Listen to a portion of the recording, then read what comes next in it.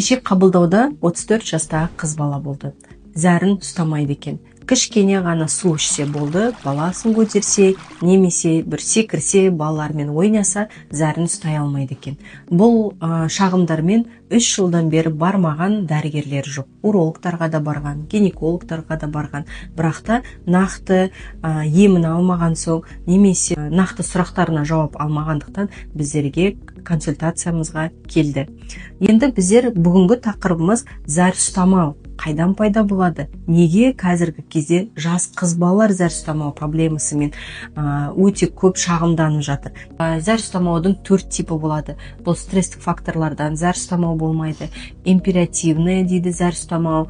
Және де қуығымыз қатты толып кеткен кезінде болуы мүмкін. Және нейрогенді қуықтар болуы мүмкін. Зәр ұстамау проблемалар болуы мүмкін. Стресстік зәр ұстамау дегеніміз біздерде диафрагма бар.